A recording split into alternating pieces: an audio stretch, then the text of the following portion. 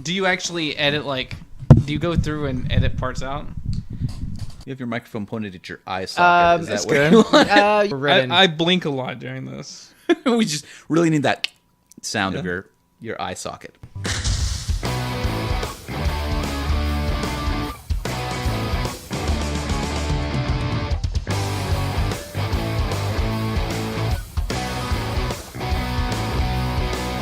Hi, I'm Greg. I'm the lead singer for Lipstick. I'm Steve. I'm the bassist. And welcome to the Lipstick panel. Today on the Lipstick panel, we have a very special episode for you.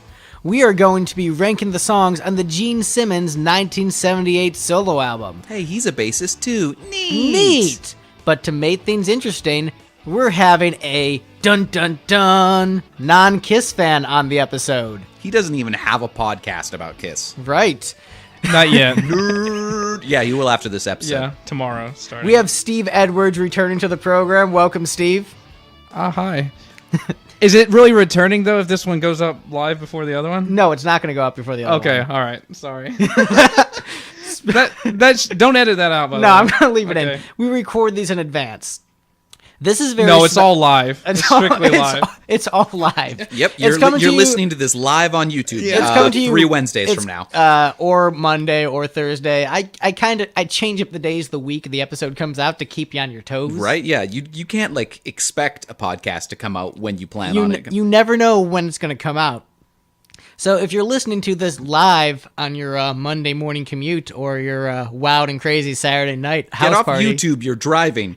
Whatever, you can put it on. Just put it on. Don't look at it. Focus on the road. I assume that everybody who watches these on YouTube is just raptly watching the thumbnail the entire time. The single still image. Maybe this frame will be different. Nope.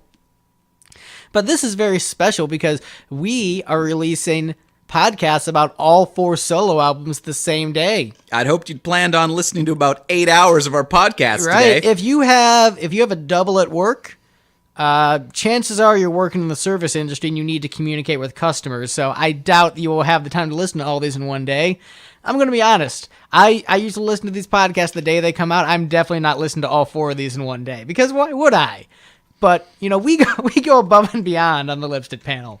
We put in the bare minimum effort for you people because you deserve it. Are you saying that you listen to your own podcast the day it comes out? Is that what you're saying? I do. I just like to do it. It's fun. I usually listen to it, a day later or so, depending on when he puts it out. Yeah. I have a question. So I'm looking at the artwork for this record, and it says Kiss, Gene Simmons. So is this a Kiss record called Gene Simmons, or is this a Gene Simmons record called Kiss?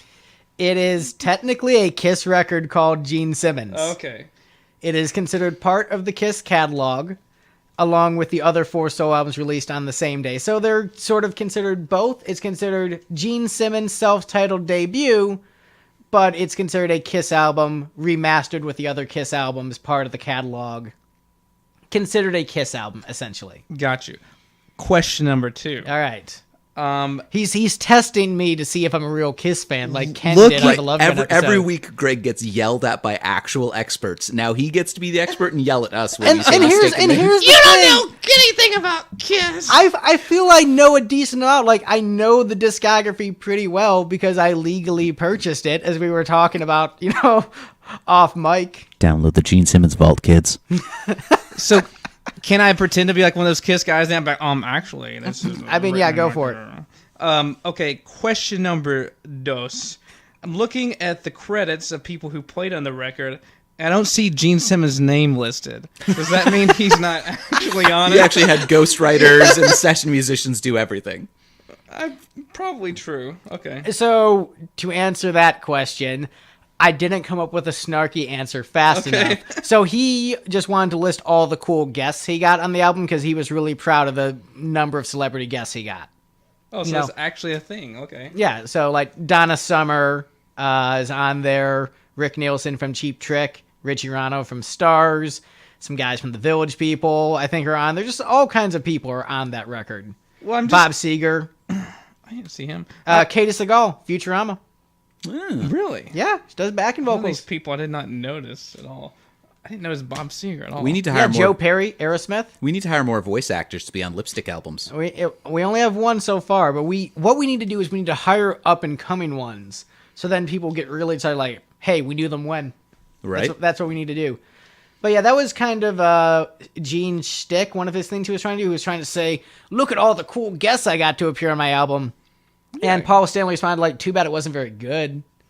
Oh, well, we haven't gotten there. We haven't gotten there yet. I'm just saying that's what Paul Stanley said. That's not what I'm saying. That's what Paul Stanley said. You know, Mr. Salty Mitsalkenstein. You know?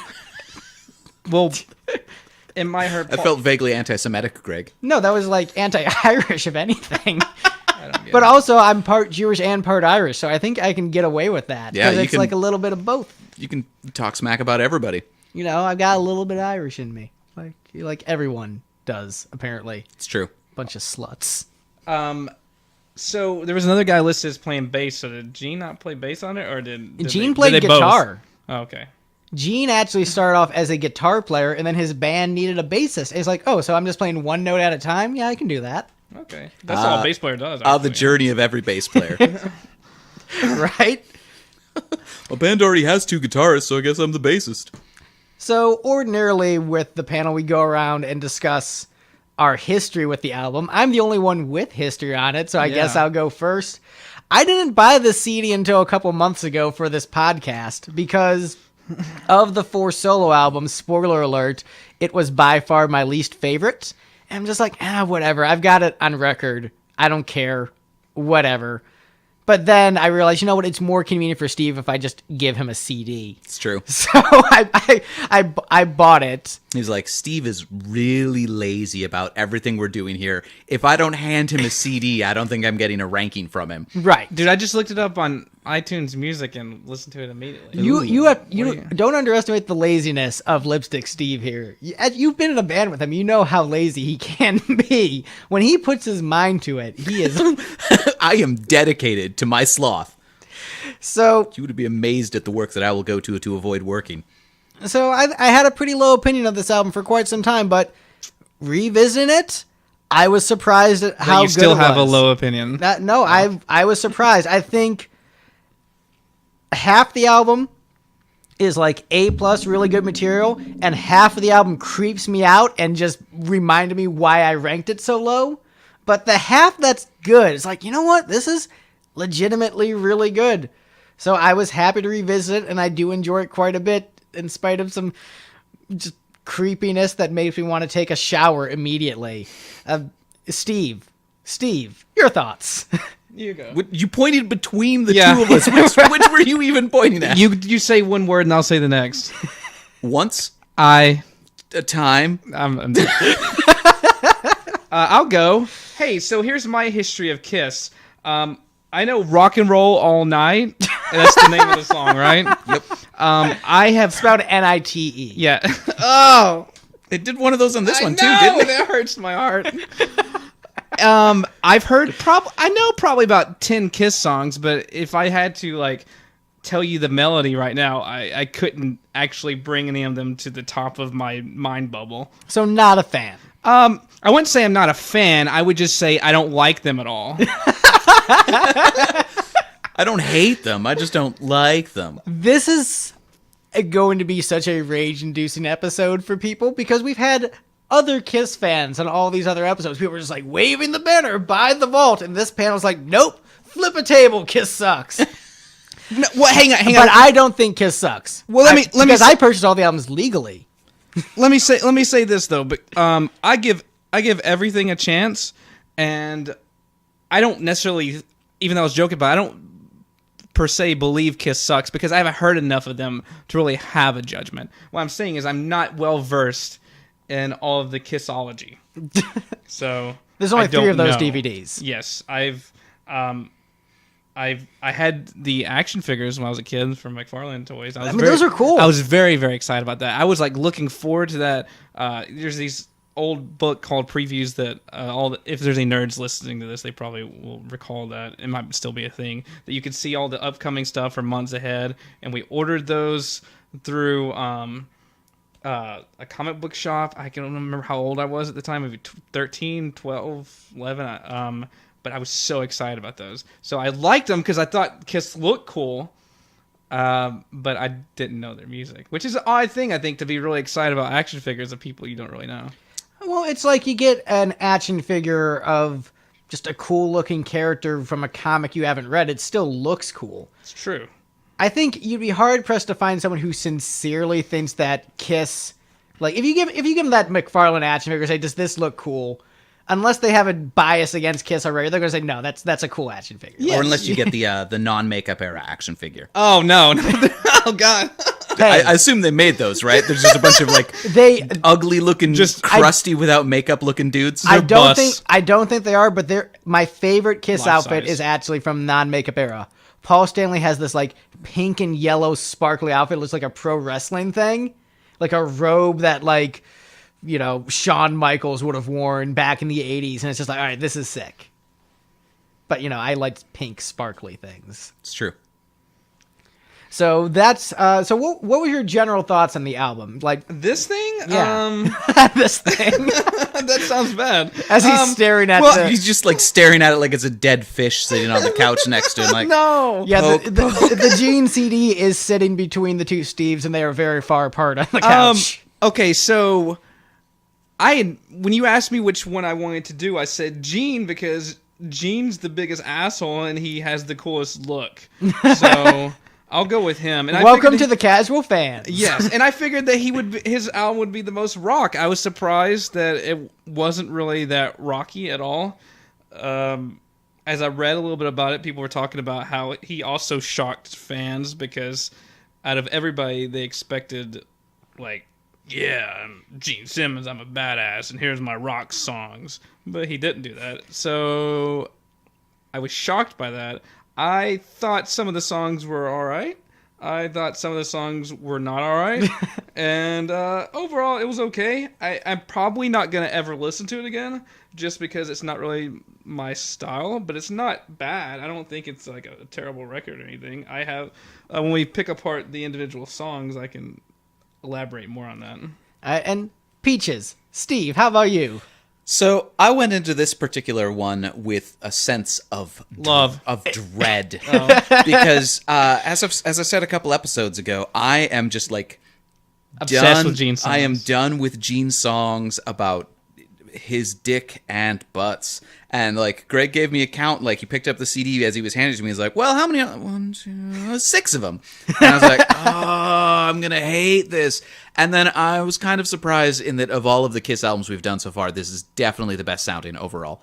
So is this your favorite Kiss album thus far? I mean, it's not Black Diamond, but yeah, like there were a lot of moments in there that was like, oh shoot, he's like doing the big old Steinman-esque production thing. He's got good backing vocalists with pretty voices. I legitimately kind of like this. Yeah, I mean, he's got Leela from Futurama doing backing vocals for him. Right. If this like came up on my classic rock station on Pandora, I don't know that I'd skip it. High praise from Stephen Smith. Although considering I seeded my classic rock station on Pandora with Warren Zevon, probably not going to bring up the Gene solo album, just saying. Probably not. Well, all right, boys, I think we're ready. Let's ready start to recording. Let's get into this ranking.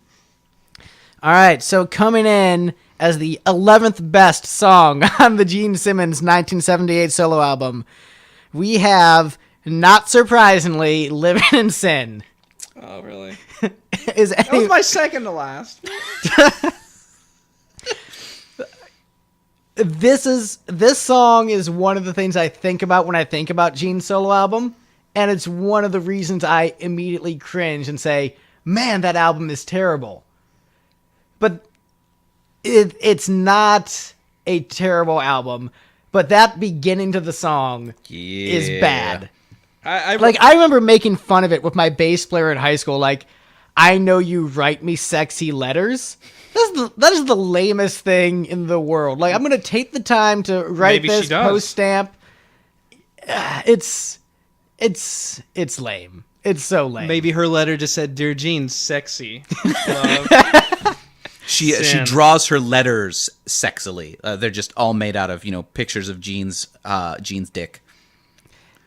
I just couldn't take ASMR Gene. Oh yeah, in the headphones. Yeah, he's like, I listen to everything on headphones, and he's just like, I'm breathing into the microphone. Like, nope, this is not good. You didn't get those tingly feelings? No. No? Weird. Yeah, it's musically actually not that bad. It's straightforward, catchy pop rock. But I remember when he does that thing. What's the song it's reminiscent of?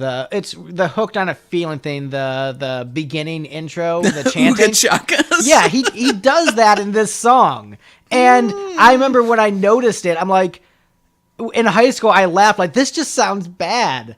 I remember thinking, this song just sounds terrible, laughable. I can't take anything about this seriously. The middle section where Cher calls him on the telephone and acts like a groupie is so ridiculous and self-indulgent. That was Cher? Yeah, and he was dating her at the time. Like, hey, babe, can you pretend to be a groupie? Like, I'm totally only with you, but can you pretend I'm with someone who isn't you? I just thought the hook was pretty unbearable, and there's way too much of it. Living in Sin at the Holiday Inn. Like, do you think he would? It's cringy. Do you think he got like a cut? Like, they're like, hey, sponsorship. And at the holiday, oh my god, it's bad. Next. All right. I can't talk about it anymore. Weird. He used the G. That's the one strange part that sticks out there. Living? Yeah. Because he can say living? Yeah. Kiss does not. Maybe it's not Gene who hates the letter G. We'll have to look at the other solo albums. I guess it makes sense. It's his first letter. He's like, oh, they don't like G's. I'm a G. I'm the OG. G's bring money. Okay. All right. Coming up as the 10th best song on Gene's solo album, Tunnel of Love. So, this song, I don't think the verses are very good. I like the chorus, but I'm kind of creeped out by it because the backing vocals are sexy, and I don't want anything sexy to be associated with Gene Simmons, and that makes me uncomfortable. Can somebody remind me what this one sounds like? Or what the main focus of this one is? I mean, it's about a vagina, probably. I mean, yeah, that's 100% what it's about. Those are if you can't most songs. Yeah.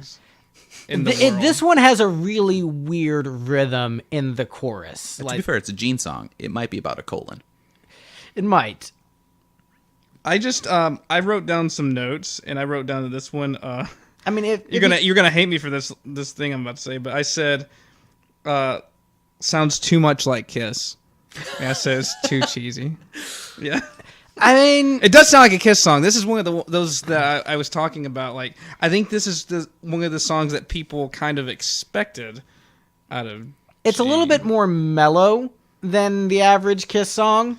Tunnel of Love, at least I felt. It was a leftover Kiss song. It was recorded with the intention of being a Kiss song. Gene did some demos with Eddie Van Halen, Alex Van Halen. This was one of the 3 songs he demoed with them. 2 of those songs ended up on Kiss albums, and then one of them ended up on his solo album. And Tunnel of Love was the weak link, and it is the weakest of the 3 songs. You know, it's all right. I like the chorus, but it also creeps me out because I don't want anything Gene related to be sexy. And the chicks. You're just gonna have to listen to a different band then. It's all Gene sexy. is.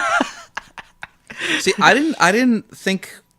You commented. You said the vocals were pretty. Yeah, I thought those were very pretty backing vocals. They didn't parse as trying to be sexy to me.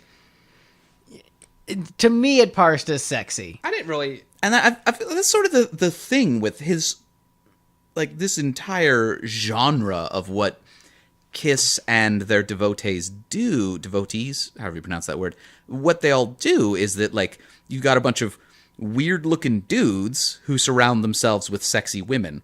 Yeah. So, like, having, sexy or pretty women surrounding his vocals seems like exactly the sort of thing they should be doing. I put this one right in the middle just because I didn't hate it as much as I thought it would. Like, I saw that title, I was like, oh, this is gonna be gross. And then, it's going, and I'm like, oh, this isn't as gross as it seemed like it would be. It's no still pretty Christine gross. 16. It's still gross. It's not Christine 16 gross, but... That's one about, they wrote it in their mid-20s. It's about them hanging out outside of a school to pick up 16-year-olds. Yeah, I've heard something about them as 16-year-old song. Here's the weird thing. That's a better song. It's more problematic, but it's catchier. It's better produced. It's just a better written song. Lyrics aside. All right, I think we're done with Tunnel of Love. Any other comments? Nope. Okay, moving on. All right. So, spoiler alert, I put this as the number 1 song on the album. Oh, no. But I understand. I think I know what it is. I think I know what it is. I understand why it ranks so low. Okay, Steve, what do you think it is? I think it's When You Wish Upon a Star. You are correct. Yep. I put that dead last. So here is generally the rule with my rankings is I rank them as like how good are the songs, not necessarily the execution. Oh, that's not fair. That's how I do it. It's the best song, but it's the worst song for the record. So here is what I will say in defense of this version of it. In isolation, if you didn't know it was Gene Simmons, and you just heard on the radio, you just think, all right, whatever, it's When You Wish Upon a Star. I don't know the singer. He's doing okay, I guess. Like, it's not noticeably good or noticeably bad. It's just a faithful cover of that song. And there is actually sincere emotion in that recording. Gene cries on the recording because for him, his mother was a Holocaust survivor. He was born in Israel, moved to the United States, and learned English from watching Disney movies. And, really believed in the American dream. If I work hard, someday my dreams can come true. And really resonated with that message. And at this point in his life, he's a big, successful rock star. His dreams have come true. He's a comic book character. He's a successful rock star. And he wanted to pay homage to something that was important to him from his childhood and went full sincere. Granted, it comes across as silly surrounded by the rest of the stuff, but I think it's a good version, and in isolation, it's a good vocal of a classic song, in my opinion. See, you said if you heard this on the radio, you'd be like, "Oh, this is a pretty faithful adaptation of the song," and that'd be the sort of thing that I would consider that crushing mediocrity. It's like I don't want to hear okay covers of classic songs that everybody knows. Like, if I want to hear When You Wish Upon a Star, I will listen to When You Wish Upon a Star from the movie. I don't But need to hear there's a Gene bunch Simmons of different cover. versions even from that era. So it's like I don't need to hear those. Just like Harry Connick Jr. though, okay? if you're gonna cover anything from Pinocchio, do the best song. I Got No Strings. So if Gene had covered I Got No Strings, That would have actually made more sense, honestly. actually that would have been pretty awesome. I would have been because he would have rocked it up probably. would have been much more into that. Because with this production, yeah, that would be really good. I got no strings. Ooh la la la ooh. Yeah, I'm Gene, into that. you messed up. Gene, you Wish done Upon a good. Star is a great song, and I'm actually surprised because I don't know much about Gene's music. So I was surprised that he can sing that well. But I was like, seriously, what the fuck? I mean, like, it doesn't like here's my dick, and then here's Wish Upon a Star. I don't know. That's the other Well, weird, which is how most people say things. which is the weird undertone of things is, in the context of the film, When You Wish Upon a Star is about, seeking family and a sense of being okay with yourself and, trying to be the best you that you can be for yourself and those around you. When you hear Gene singing it, you're like, so those dreams are like just Chicks, about right? banging thousands of groupies? I agree. And what you said is it was a very personal thing. So you know the backstory, but not knowing them, just knowing what I know about the personality of Gene Simmons, it doesn't come across as sincere in the least bit. It comes across as hokey and ridiculous. Which is why a lot of people hate that and rank it as one of the lowest Kiss songs. But I view it as, I look at the recording, it's a good recording, it's a good vocal, coming from Gene, it seems a little bit silly. But I like it, and I like that the big scary demon closed out his album with "When You Wish Upon a Star." And I kind of like that "When You Wish Upon a Star" is part of the Kiss catalog. To me, that's kind of fun. It makes no difference who you are is much more endearing when you're talking about, like, you know, a poor urchin attempting to rise up from rags to riches than when you're talking about, you know, a Genghis Khan-esque Lothario. Did the other guys have covers on their solo albums? Each member had a cover except for Paul Stanley, who did all originals. I was gonna say maybe that was the theme they were doing then. No, Paul was like, no, I just write my own songs because I'm really talented. Okay. I'm very talented and good looking. And, you know, one of those things. I assume he said that. No, I mean, Paul's a relatively attractive man. Dude's in shape, got abs. Any other comments on "When You Wish Upon a Star"? Negative. Nah. All right. Coming up next, the 8th best song on the Gene Simmons 78 solo, "See You Tonight." That title, though. Tonight! Oh, wrong. I mean, that's one of those things, like, if it were a rock, "See you tonight," then that spelling makes a lot more sense, but Right. It was much more of a, you know, sort of a soft ballad kind of thing.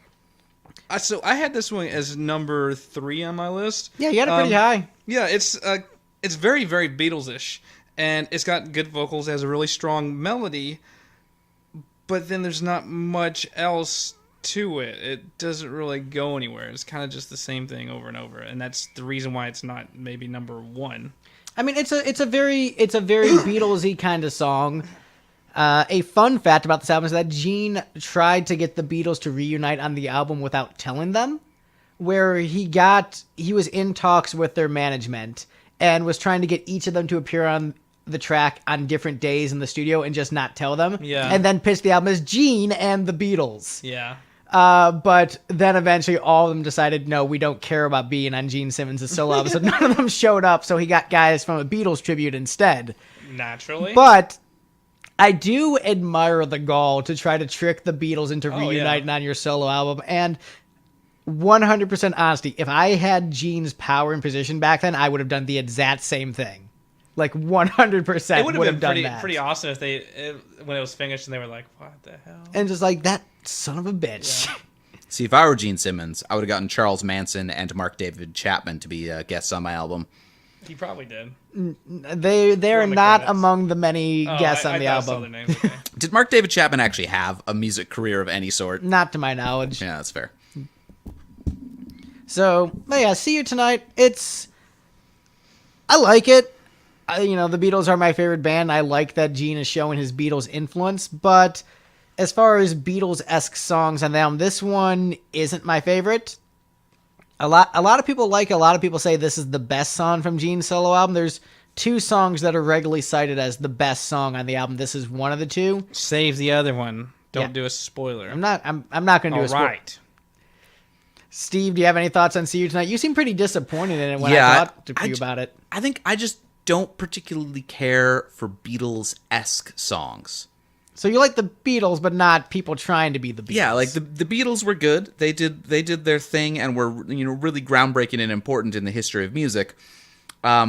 People trying to be knockoff Beatles, like, ooh, let's have a bunch of pop harmonies and simple structures. Like, no, well, the Beatles already did that. Do something new. I don't know. Talk about your dick. Basically. I feel if the muse strikes you and you happen to write a Beatles-esque melody, you just do whatever is best for the song. That's always been my mentality. Just like whatever is best for the song, do that. So if you get a Beatles melody in your head, you're like, all right, I guess I'm doing it. All right, coming up, number 7, "Burning Up with Fever." Steve, I feel, is surprised about this. Hat Steve. Yeah. Non-hat Steve here. Yeah. Because, Steve, you ranked this one pretty high. Yeah, this was my number 2. This was, you know, pretty early in the album when I was still like viewing things with a lot of trepidation and love. And I was really surprised that like this was a well-produced, catchy song. I felt like his songwriting is better than it's been before, and that was a pretty sweet bass line. I liked that a lot. Right, which wasn't him. Yeah, that's fair. He hired a better bassist. That makes sense. But I mean, hey, he was playing rhythm guitar in all the songs. Because, like, you know what? I play bass in my band all the time. I want to do something different. That's another my lack of knowledge. So, are the bass parts of Kiss songs really crappy? Some of them are. Very. I'm just assuming they're very simplistic. Very. He tends to go two ways with things. He'll do like really, really simple bass lines, and the more I listen to Kiss, the more I actually sort of identify with Gene as a bassist. So our band Lipstick covered "Lick It Up."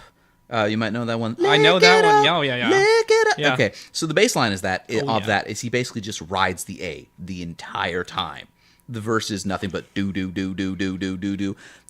We watched some live footage of it while we were practicing that song. He gets bored.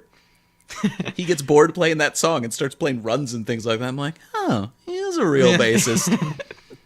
He's got some songs with interesting parts, but yeah, it'll fluctuate wildly between literally just play A for 3 minutes and play interesting bass lines. Yeah, I think it's early Gene is kind of McCartney-esque as a bass player. He'll go really high up on the neck, do some interesting things, and get some complex bass lines. As you get later into the career, he kind of goes on autopilot and isn't as interesting as a bassist. That's an interesting thing because one of my favorite bands, Green Day, they Mike Dirnt, like all their earlier albums, the bass lines are killer, and then everything they've done in the past 13, 14 years has been him just doing root notes, and I just don't get it. It's like, you're getting older, shouldn't you be getting better? Not like, I don't care anymore. It's a matter of not caring. Yeah. Is what it is. Our Lady Peace did that a lot too. Their sort of mid-career albums, their bass playing is really, really adds a lot to the songs, and their more recent albums, the bass is mostly forgettable except when they turn on fuzz and use it as the primary rhythm instrument. Oh. But yeah, it's a fine song. It's not bad. It's good. I think if it was on a Kiss album, it wouldn't be out of place. I'm like, all right, there you go. Another Gene rocker. Just it probably wouldn't have as good a backing vocals if it was on a Kiss record. Yeah. I forgot it, so I have no comments. I mean, I don't remember what song this is. Thus far, we're doing better than with Gish because you actually remember the songs on this. Well, so I just took better notes this time, I think. Well, and I think it helps that. So I'd never heard this before. Obviously, I listened to it 2 days ago for the first time, so it's like just more prevalent in my head. And I listened to it on the way over here too, because I was like, "Oh yeah, what does that song sound like?" Burning. I'm assuming "Burning Up with Fever." It was because I've got it about halfway on my list. So it was like one of the more rocky ones, right? Yeah, it was the second song, bit more rocking. Oh, it was the second track. Oh yeah. Yeah, I thought this one was okay, other than just the hook line repeat over and over again. And that's the thing for me with this album is he's like, I like this part. It sounds cool. I'm gonna just keep doing that. Let me just sing this line over and over and over again. And, that's also a little bit of product of the times because the 70s and 60s, that was more just, bang that hook into your head. Well, yeah, there was a... I look up a lot of these lyrics while listening to these things like, oh, this song only has 3 stanzas. Well, there was a time frame, like he's talking about 70s, like Rush did it a couple times as well, that it was just a one-line chorus. But it's not so much that it's a one-line chorus, it's that these songs, many of them, they just go through the motions over and over again. Verse, chorus, verse, chorus, verse, chorus. Yeah, and it's just the same. And it's just, because you're talking about, like, the hook is, like, pretty much, like, one line, or just very simple like that. So it's just the same thing over and over again. And then he gets to the end, and he's like, this song would have been finished at the 3-minute mark, but it's going to be 4.5 minutes, because I'm going to just keep doing the chorus over and over again. It's going to have big harmonies, but it's going to keep the same freaking thing happening. Gene does have a tendency in his songs to, when it's the end, he just keeps that chorus going and going and going. That's a pop music thing for sure, but it's just not maybe your thing. A little bit too much on some of these tracks. I think looking at the runtime, this is one of the longest songs at 4:22. This one might be the biggest offender of that, I think. Okay, that's it. I'm done. All right. Moving on to number 6. See You in Your Dreams, the second cover on this album. Oh, that's a cover? Gene covered himself. It's a cover of a Kiss song.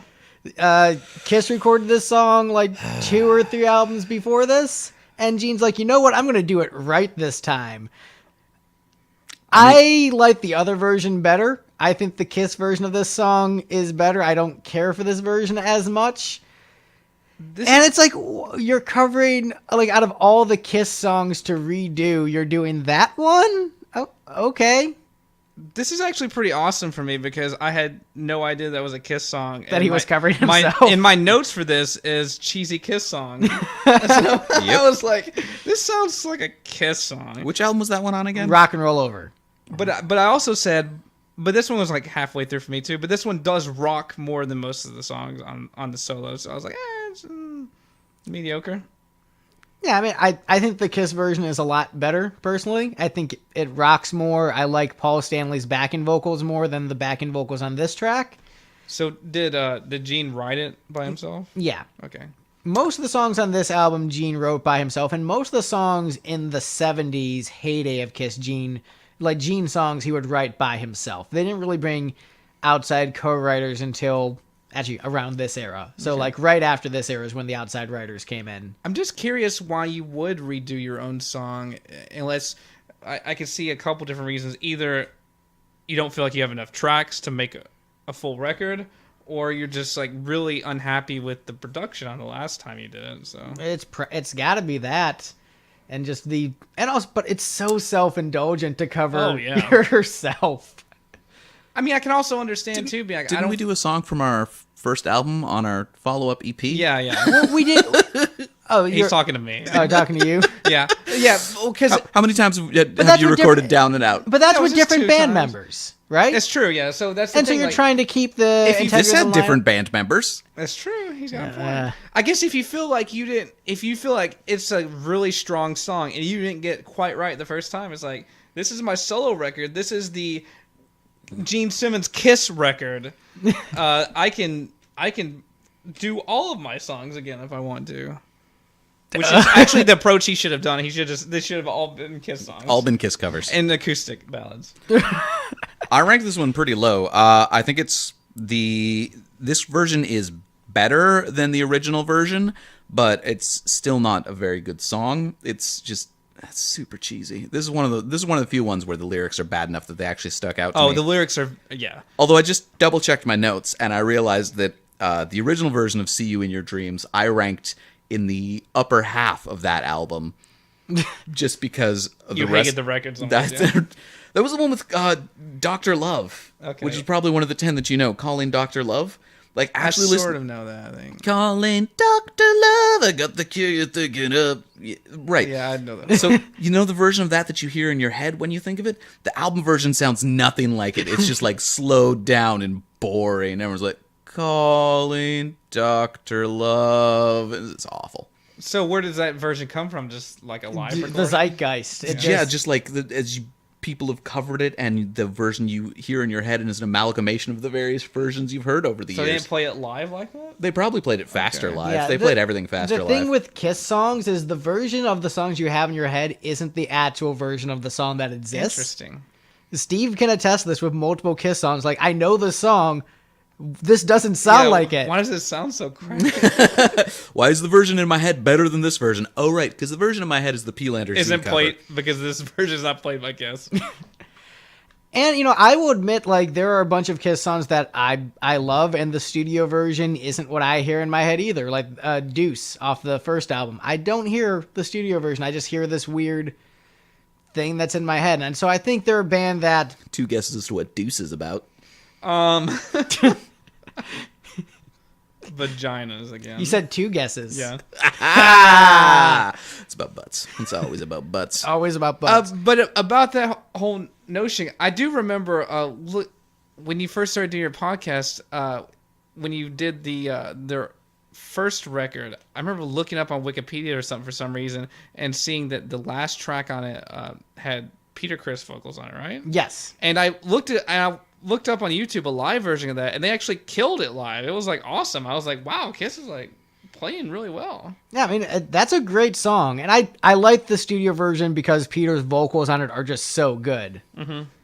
But it is a lot slower. And, you know, it was their first album. And someone brought up a really good point. For the first album, young band in the studio trying to just get the timing right. That's probably why the tempos were a bit slowed down, just so they could nail all the parts. Oh, interesting. Yeah, it makes sense. I mean, because then that time frame, you're just cutting and cutting and cutting if people can't nail it. Yeah. So, but any other thoughts on "See You in Your Dreams"? It's apparently a better cover than "When You Wish Upon a Star," according to the panel. Yeah. I hope I don't see it in my dreams, though. Right. All right. Right. You hope you don't dream of Gene Simmons leaning I over usually do, though. Without makeup. Think of all those groupies. Who, like, Oh my God! Think of the groupies. like feel bad for all him. the poor groupies. Half of them were probably sleeping with him when he wasn't in makeup. Ugh. In the middle of it, they're just like, "Can you put the makeup on?" Actually? Can we take a break so you can like get your face on? So, coming up next on the album, on the ranking of the album, I rank this as my dead last place song. Nice. Always Near You / Nowhere to Hide. Why did you guys rank this so high? This is terrible. I can't remember what it sounds like. This is the one. That's was- the point. This is the one that was 2 songs. Yeah, but I don't. The second- first half was like very Beatlesy and the same thing over and over yeah, again yeah, with no yeah. That chorus. annoyed the. But And- that was most of the record, so I mean. That and doesn't then make a and then the difference. second half was just over the top indulgence, pretty fun falsetto. I really liked the second half. Actually, I thought the second half, like the first half, was plodding along. I was like, this is whatever, and then Yeah, I remember it now. got to the switch, and I was like, wait, hold on. Oh, this is kind of rocking right now. I'm into this. I think the fact that I sort of I'm recalling now the fact that it does change through, and it's basically like 2 songs, but it is 1 song.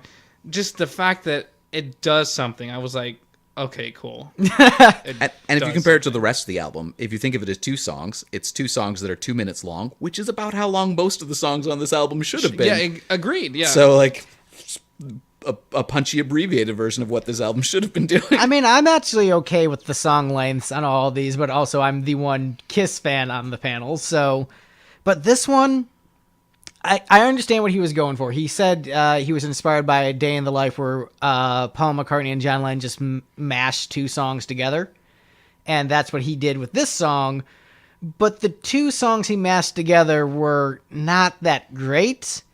And really, the only reason that the second half is cool, but it's only because of how great the production is. Like by itself, that's Yeah, not actually a but good production part. is the album. I mean, they don't separate for me really. All right. I mean, but it's. I like the falsetto on the second half. I think that's really fun when Gene gets super high. But also straight. He's straight edge. Fun fact. Sort of. You know, sort of. You know, depending on your rules of straight edge. But Substance free. the thing with this song is it is the one that I have the hardest time remembering, and that's sort of my cardinal sin with music is if I can't remember it, I don't think it's very good. And so Then that's this why. whole record is not good then, because I don't remember most of them. But I remember When You Wish Upon a Star. yeah, I did. I remembered that one before I heard it. all right, but you only listened to it a couple of times. Yeah. You know, you haven't had the time to let it grow and sync with you. Like Gish, I listened to that record about 10 times. And I'd listened to it a lot, and I was still like, which song? Is that? Like that's one of your favorite bands. Yeah. You had decades of listening to them, and you couldn't remember the songs in that record. Yeah. I put in a ton of effort. Like, I'm going to really focus so I can remember what this sounds like, and I couldn't. Maybe that just says bad things about myself, though. I don't know. Nah, you're fine. You're fine. But yeah, all right, I'm done talking about this crappy song. Moving on to number 4. This is Which song was he talking about? You'll never know. It could insert that clip anywhere. I'm gonna edit this file and just insert that after every song. I'm done talking about that crappy song. you're not going to do that. You're too lazy. to You're right, edit. I'm not. And I was, full disclosure, I think this album has 10 good songs and 1 terrible song, and that's Always Near You / Nowhere to Hide. I think everything else is a So good 10 song. good songs and 2 bad songs. Yeah. Whatever. All right. Yes, sucker. Remember when you were done? I was done. All right. Number But 4. more about always. All right. All right. That was my true confession for this episode. Oh, wait. True confessions. That's next. Oh, good segue. Good segue. This is pretty low for me. This song is a song I didn't care much for until very, very recently. And there were basically 2 elements that made me like this song. The guys on Pot of Thunder reference it a lot and joke about it a lot. So that was one thing. And 2, the Rocky Horror-esque vocals made me realize, like, oh, this is just a okay Rocky Horror song on Gene's album. All right, yeah, thumbs up. Yeah, I ranked this as my number 1, actually. Oh my god. Just because, you know, you were saying production is the album, right? And this was one of the best produced things I've heard from It's Kiss. so repetitive, though. Talk about repetition. Oh my god. Yeah, I mean, I compared it to Jim Steinman. For a Steinman song, it's real short. Yeah, so this is like mini Steinman. Mini Steinman. It's like last night I went to this thing at the Nashville Symphony, and there was an after party, and they had like little mini pies. They were like little fit. So what you're saying? So this is like the mini pie. Gene version of Simmons is your mini pie. Yes, he's Got my it. mini pie. Mini Steinman feuds with Little Steinman because the one lip syncs, but the other one, their lead vocalist, isn't actually a little person. Man, you're actually gonna get some Kiss street cred for that one. Yeah, I have no idea what you're talking about. Like you as the non-Kiss fan just gained all the street cred. Yes. That's Look, not. I don't listen to Kiss, but I do follow Little Person tribute band. Oh drama. yeah, Little Kiss. Yeah. Versus Tiny Kiss. There was a few between two. I did read about that. Yeah. I would probably go to a Little Kiss. Yeah. Yeah. Not Tiny Kiss though. Fuck those guys. Which is No, I the don't know one? the Which difference. is I the have one no that lip idea. syncs? So Gene Simmons, the actual Gene Simmons. no, they should lip sync at this point. At least Paul should. Gene's still fine, but Paul. But Paul was in Phantom of the Opera, and I saw a clip, and he was doing pretty well. The thing is, Paul was doing well in Phantom of the Opera. That was like 20 years ago. That was the 90s. No, he was just in it. I'm like 2 years ago or something. I'm telling you, look it up. You don't know anything about Kiss, okay? All right, Resident Kiss expert Steve. no, Uh-huh. I just refuse. You know what? No, you're wrong. I'm not gonna look it up. You're wrong. We're literally we're all sitting on computers right now. I know, Right. but you can't play. As to where, like, on the Smashing Pumpkins thing, I was trying to play some little clips. You can't even think about playing a clip of Kiss because they will block you immediately. Yeah, that's why we don't play any of their music on the show. All right, look that up after the podcast. You can multitask. You can multitask. I can crack jokes and type into DuckDuckGo at the same time. All right. So true confessions. I think we're done with this one. Yeah, it's just It's repetitive. yeah. boring. I mean, the Kiss music is, hopefully you like the chorus because you're going to hear a lot of it. Yeah. That's like every song. So if you like the chorus, it's good. It's like, oh, I don't have to hit repeat on this song. I just listen to it once. All right, the number 3 song on the album, Man of a Thousand Faces. This one seems to have the most consistency in terms of votes.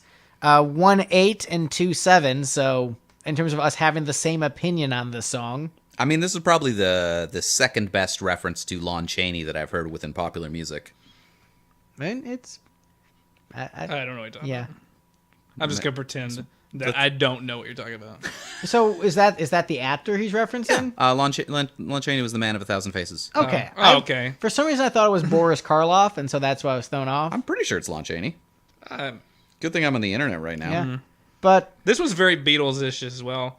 This is the song that out of all the songs, I felt like it had the most potential, but it's like he forgot to write the rest of the song. It's like he came up with the verse and the chorus, and then he was like, I'll finish that later. Then he went to the studio. I was like, oh shit, I just gotta do that song. I'll just do it. Just see, play the same I thing over disagree. again. I think if you look at it structurally, it fits in very well with a lot of Beatles songs. Like, a lot of Beatles songs feel like they just start, like, in the middle of a verse and, like, don't really have an intro. This one just kind of, like, the way it just jumps into it, it feels like one of those kind of Beatles songs. So I dug it. I thought it was really fun. I liked how upfront the strings were in the mix, which was another very Beatles-esque move to really close mic those cellos. So I dug it. I thought it was really fun and refreshingly not terrible lyrics. I didn't really pay attention to the lyrics, so I don't know what is the song about.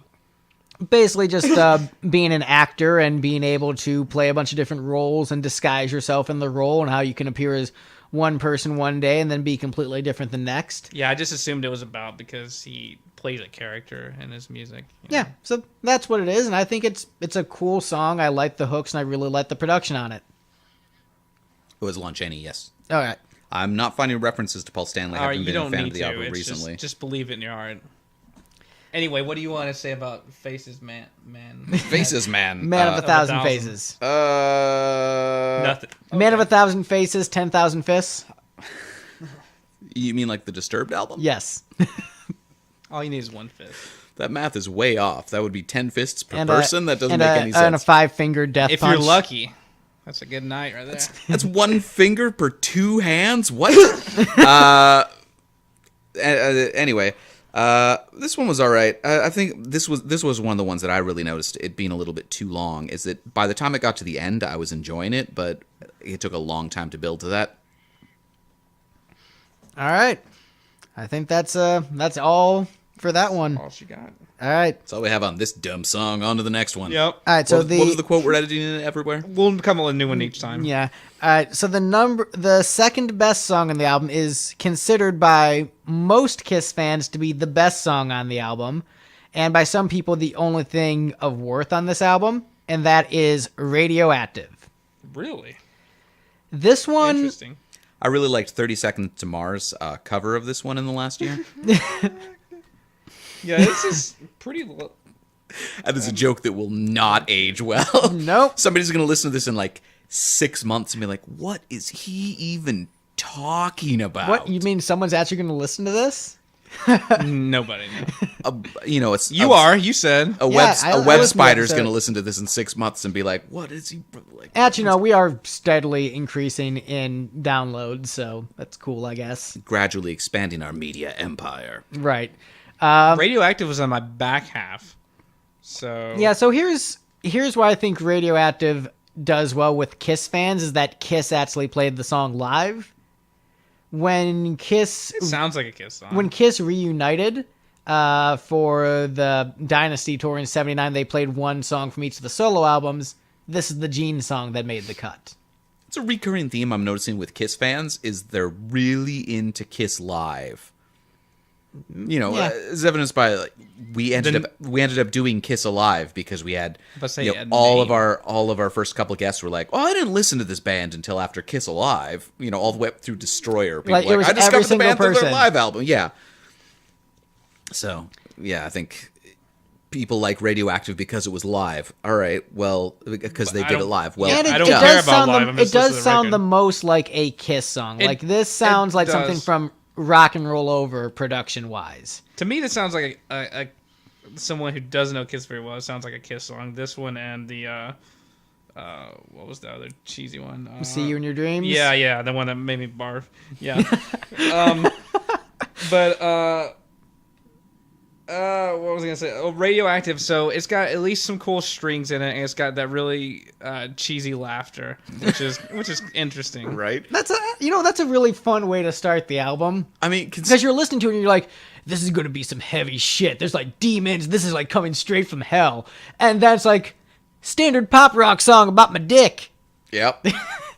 Like as soon as that started, then it's like, oh yeah, of course, his character is the demon, so he's got all this demonic stuff at the start of his album. And it I didn't doesn't- expect it, and but he I'm not doesn't- even a little bit surprised. He And does then he mention switches, the devil a couple of times on the album too. and then he switches straight into like a standard Kiss song. It's like, oh, all right, I guess that was unexpected, but not surprising as well. But the thing is, It's full of twists and turns. yeah. See, the laughter doesn't work on this record because it sets it up to to sound almost like it's going to be a heavy metal record, especially with the strings building, and I can see a And a especially metal with record. Gene, you hear the laughter, the demon. You see you're that? like, this the is thing, gonna it's be nothing heavy. like that, so it's freaking stupid. So you want to talk about the production on it? Production sucks on that because it's misleading. You know what? I'm gonna respectfully disagree. I think it's fun because it's like, all right, he's the demon, that's his character. Yeah, you're wrong. But one of my favorite things about Kiss, which is apparently controversial in the Kiss community, is I like the diversity of the discography. That's a good thing, yeah. This album, you listen to it, this is, there's a lot of stuff on here that I love that is part of being a Kiss fan. And that's part of the journey. It's like, here's some weird stuff. Here's a weird left turn. And I like that. And I don't know. I enjoyed that production. I thought the intro was really fun. I like it. I think the trick is if you're wanting to talk about heavy metal, like what heavy metal was contemporary to when this album came out. He should have just gone for like a dirty rock. Yeah, I mean, like the song closest especially. analog to this would be if you're going for like the theatrical metal, like what he's obviously doing. You're talking about an Alice Cooper kind of thing. And if you're talking about heavy metal, then you're talking about Like a Black Black Sabbath Sabbath, kind of thing. And honestly, this is about it. If this was an Alice Cooper record, like a lot of these songs would fit in on an Alice Cooper record. They'd probably be arranged a little bit tighter, like True Confessions. You could see the Coop doing that. Just Radioactive, if done a little bit differently, I think the Coop could have done it.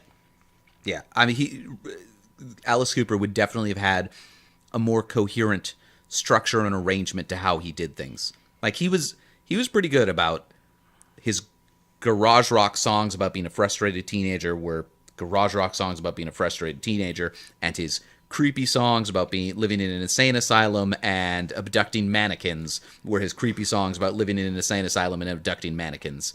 And there wasn't overlap between them. In a lot of ways, this album feels like a hot mismatch of ideas, but it is, for better or worse, completely sincere. It's like Gene's like, I'm just throwing everything at the wall, which is just his personality. And some of it works and some of it doesn't. I think this song works. I like it. Well, my opinion of this record is that they came up with this cool idea of all the members do vocals, so we're all going to do a solo album where we're featured. So that's a cool concept. But they got into it, and Gene's like, oh, I got to have songs. Right. Here are just some songs I've got lying around. And then they're like, Gene, that's not enough. He's like, well, fuck it, I'll do Wish Upon a Star, and I'll throw that other piece of shit Kiss song in there too. I mean, basically what Gene's, has said in interviews about this album is that he wanted to just be himself and not worry about what the perception is. And, if you're at that point in your career and it's a solo album, go for it. Why not? Be you. So what is himself? Himself is laughing and then playing a Kiss song and then doing Wish Upon a Star. It's there's a critique that Lipstick gets for being too eclectic and trying too many things, and maybe I relate to that on a certain degree of just wanting to do it all, and maybe he should have done it on separate records, but I don't know. Maybe Gene's most authentic self is just like an awkward nerd who hides behind this mask of being a demonic rock star, and it just so happens that enough people liked that mask that it stuck, and he was like, all right, that's my thing. But deep in his heart of hearts, he's still just like an awkward nerd from the Bronx. Right. So why on the back does it say to Ace, Paul, and Peter? They all dedicated their solo albums to each other to have some sense of unity. So it's not like, hey, screw you, going out on my own. It's a way to say, hey, we're doing this thing to be artistically satisfied, but we want to still show our support for each other. Were they fighting at the time? Was that the actual reason for doing this?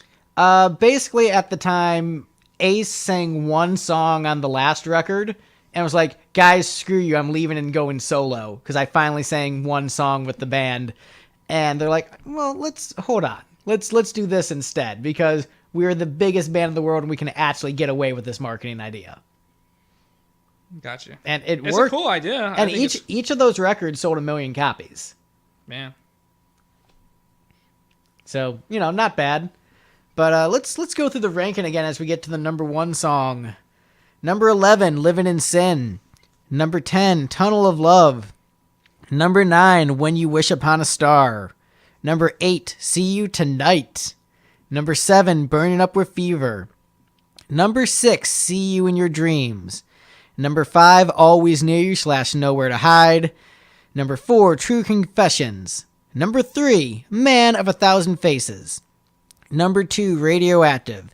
And the best song on the Enough of those crappy songs. You're supposed to say that first. Sorry. Enough of this crappy song. Enough of those crappy songs.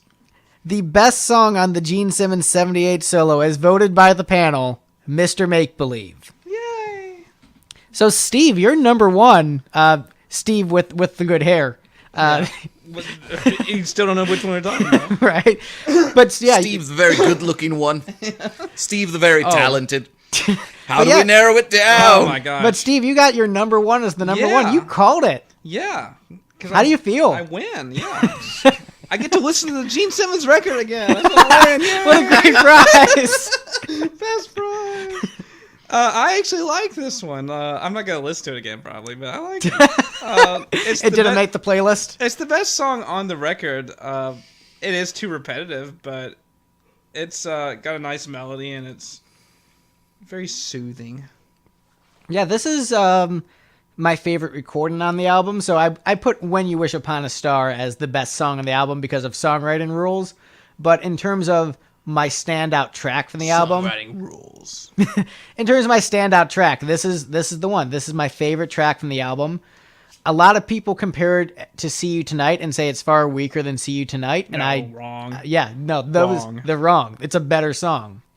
It's pretty. It's Beatles-esque. Great melody. Great lyrics.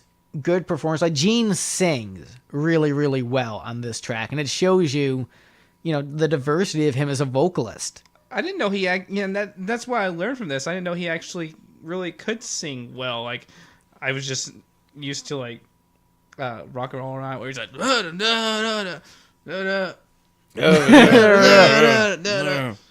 so that might sings. And, spoiler alert for a later episode, but the ill-fated Kiss progressive rock concept album, Music from the Elder, Gene sings a lot in that Beatles-y style on that album, which I think is my favorite version of his voice. So I enjoy it here, and I enjoy it on that album. And it's a great song. I view it as a classic and just an all-around great song. I know you guys are probably lukewarm on it, but, I've had... Not enough dicks is the problem. Not enough dicks. I have, nostalgia. This is a song I listened to in high school. I've had, over a decade of being able to enjoy the song. You had, like, a day. So... Which is virtually the same. Right. But yeah, I like it. It's a good song. I thought it was pretty forgettable. I mean, it is. That's all my notes say is, like, the song's very forgettable, and I gave it, like, a 5 out of 10. There's not a single song on here, and I mean this in the nicest way possible, that I would ever remember. Well, and honestly, like I said, to the average Kiss fan and the average music critic, this one ranks towards the bottom of their discography. Like, most fans and most critics will say that is one of the worst Kiss records, the one you listen to. And even though I Can found... you say it's one of the best? Yeah, this is the overall of the albums I've listened to in this project. This is standout, the best one. Because it's the least like Kiss. Yeah, it's got good production. Well, the thing is, and he's got you've got really solid musicians. You've got amazing backing vocals because you have hired a lot of great musicians. Yeah, exactly. A lot of great musicians who aren't the members of Kiss. Yeah. I mean, one of the main reasons I wanted to go through the catalog was because I knew once we got to these albums, Steve would actually start to perk up, like, wait, hold on, I'm actually interested now. This doesn't suck as much. I was about to say, hang on a minute. But yeah, I mean, of the 4 solo albums, this one is definitely my least listened to, my least favorite. The half that creeps me out, and Even old Ace Frehley like better, huh? I don't know what Ace Frehley song sounds like to save my life. Honestly, the Ace one is considered the best. It's considered the most rocking. It's considered to have the best songwriting, the most consistent, best production. Did he write all the songs? Yeah. Wow. He one cover. Well, yeah, just beside that, yeah. But yeah, no, that one is considered leaps and bounds to be the best and by a lot of people considered to be the last classic Kiss album is Ace's 78 solo album. Wow. So Did they break up after that, or they did more records? They did more, but that's four? they did more, but that's considered like the last of like the great Kiss albums. Like then it gets much more controversial. Like, well, that one sucks, or they did disco, so it's not a classic. Yeah. But yeah, that's the Gene Simmons 78 solo album. Any other comments? No, let's start listening again right now. Right? All right. Steve, where can we find you? Here, right now until I leave. Hey. That's all I got going on. But we're recording this live, so it's fine. Just Yes. come over to my house and you'll find Steve on my couch. Come over to his house. You want to get over here soon, though, because as soon as we listen to the record again, he's leaving because he's going to have a spiritual awakening. I'm going to listen to it on the way home. He's going to be converted to Christianity after this episode. I think I have enough time that I can go over to a record store and buy it. Legally. And then, and then I can... Well, mine's legal. I listen to iTunes Music. No, and I pay for that, okay? It's true. Honestly, Gene probably got paid more for him listening to it on iTunes than he did for you buying a CD from a used CD store. Oh, he got nothing from that, yeah. Hey, I bought the record, like, legit. So. And Gene Simmons making more money. Isn't that all we really want? That's all we really, like... Yeah, I mean, strive for. I kind of want that because my buddies are in his backing band, so the more money he gets, the more money my friends get. Because then they have more gigs. So I kind of want him to make more money in that sense. Oh, look at it this way, though. Maybe it's the opposite. Maybe if he starts just like all of a sudden he's not making any money, he's going to be like, I got to tour nonstop. And then they'll have even more gigs. He's like, I need money. Right, because if they're getting paid per the gig. They're not getting paid more for, iTunes streams. Yeah. If suddenly Gene just like lost all his blows money, up on iTunes and people are just like, I'm streaming this on iTunes Music. Then he's gonna be like, well, I guess I don't need a live band anymore. All right, so we want his music to fail miserably so that people go see it live. Right? That makes sense, right? Well, you know, I am wondering what I'm going to say to Phil and Jeremy after this episode comes out. Just say... You're going to, like, you want them to keep their jobs. Yeah, I want them to keep their jobs. So... Even if their boss is a, piece of work. No, all right. Hey, guys, how's it going? All right, so we're Lipstick. Find us at lipstickgeneration.com. Listen to the Lipstick panel on iTunes and stuff, and YouTube. Please tell us what you want us to review in the comments, and tell us how our rankings are wrong. Only Gene Simmons records, though. That's all your review. Do another episode of the Gene Simmons solo album. No, please. Do 5 of those. No, please. I'd like please, to no. request a Gene Simmons record. I do not want to do Asshole. That is a bad album. That was his recent one, right? Recent-ish? Like 2001 is recent? Oh, really? I thought... a few years ago... That was 2000. That was 2004 was Asshole. I know that because I looked it up on Wikipedia the other day, and I was like, what? That was 2004? No way. Are you so old that you can't tell the difference between, like, last year and... 2004 is basically my last 12 year, years ago? Yes. That's probably what happened with Phantom of the Opera earlier. No, that's the thing that actually did happen. He did that. He's in that. He did that last... Yeah, he was in the Phantom of the Opera last year, a decade ago. All right, hang on. I mean, I've read Paul's autobiography, and Phantom of the Opera was when the original lineup was still together. Hang on. Yes, the stuff I was finding was saying that he was in Phantom of the Opera definitely in early 2000s. Right. But that's not to say he hasn't gone back and done he more might have of joined it. like a show or something. All right, this is too long of a cutoff. Show's No, wait, done. No, hang on. Okay, I'm wrong.